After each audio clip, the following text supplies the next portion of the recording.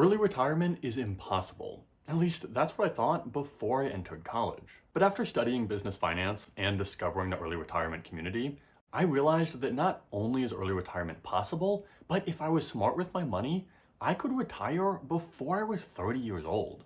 So in this video, I'm going to go through the shockingly simple math that makes early retirement possible, the most important caveats that you need to be aware of so that you aren't forced back to work, and how much money I'm trying to save before calling myself financially independent.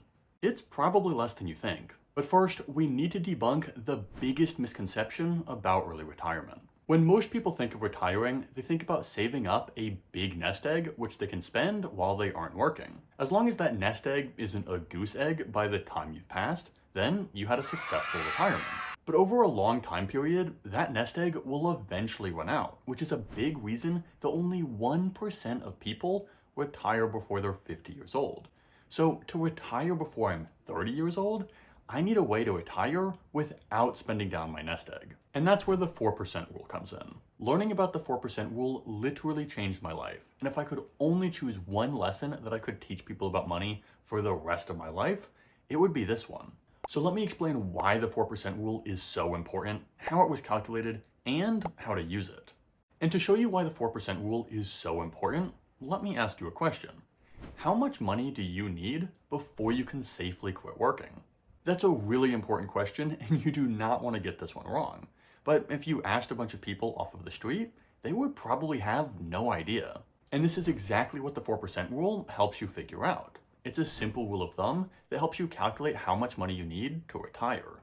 To actually calculate this, a number of professors from Trinity University wrote a very famous paper, which is now known as the Trinity Study. They collected the historical returns of the stock market, the bond market, and inflation rates. Then they did a bunch of experiments, and what they found was that over a 30-year time frame, a 4% withdrawal rate was almost always safe. Let's do an example to make this a little more clear.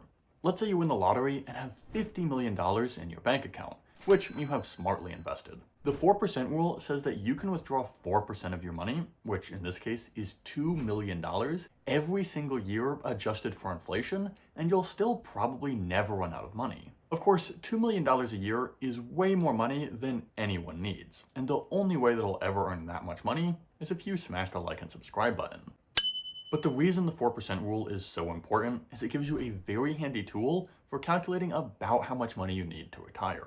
If you can withdraw 4% of your money every year, then you need 25 times your annual expenses to be financially independent. So if you spend $50,000 a year, then you would need $1.25 million to retire. But if you reduce your expenses to $40,000 per year, then you only need $1 million to retire. Every dollar you spend each year requires $25 in retirement savings. That's a very big deal. So this is the 4% rule. It is just a rule of thumb, but it's this shockingly simple math that explains why early retirement is possible.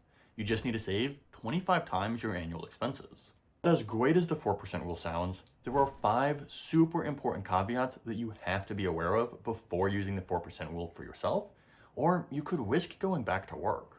First, it doesn't take a stock market analyst to see that the stock market does not provide consistent returns. So how could something so unpredictable support a constant withdrawal? Let me explain. Over time, the stock market has risen by about 7% per year, even after adjusting for inflation. So there will be years that the stock market loses money. But on average, the stock market has gone up by more than 4% per year.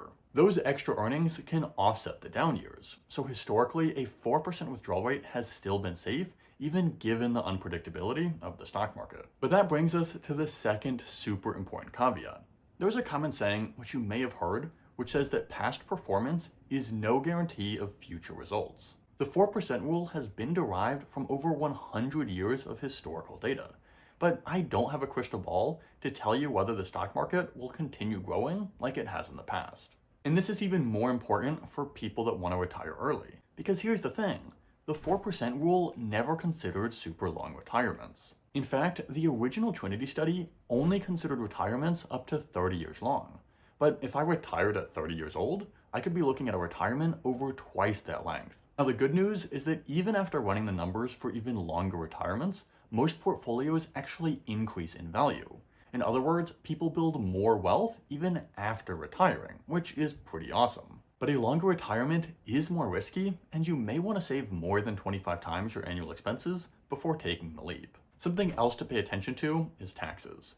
The Trinity study ignored taxes because they're different wherever you are. Now, this doesn't mean that the 4% rule doesn't work. It just means that you have to factor in taxes as an additional expense. And if you're fully retired, you'll probably be paying a lot less money in taxes than you are right now. But don't completely ignore them. Finally, the 4% rule assumes that you spend the exact same amount of money every year, only adjusted for inflation.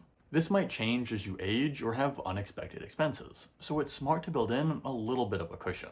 So before I explain how much money I'm trying to save up before I consider retirement, let's go over 3 super important takeaways from the Trinity study. For one, a lower withdrawal rate is always safer.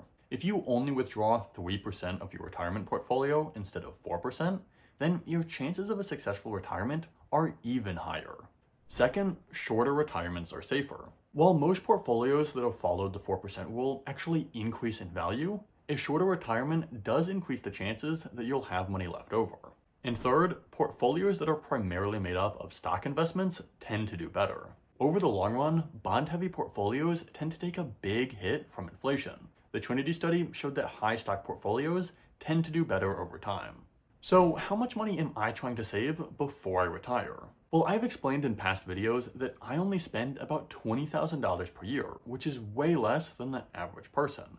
So 25 times $20,000 is $500,000. Now, that's not all there is to the story. If I quit my job today, I'd have to pay for my own health insurance, and that's not counting taxes. I'm not worried about that though, because I also happen to live in one of the most expensive cities in the world. If I really wanted to retire as fast as possible, I would almost certainly move to a cheaper city, or maybe even a cheaper country. I also hope to earn a few pennies from this YouTube channel, whether through YouTube ads, my Patreon, personal coaching, or partnerships with reputable companies. And even after all of that, I'll still probably save a little more than $500,000 before I seriously consider retiring. Or maybe I'd go to work part-time. Either way, I'm on track to reach financial freedom at some point in my 20s. But the only reason that that's possible is because I'm living extremely frugally. So if you want to see how I'm spending so little and why that makes such a massive difference on how much money I need to retire, you need to watch this video right here.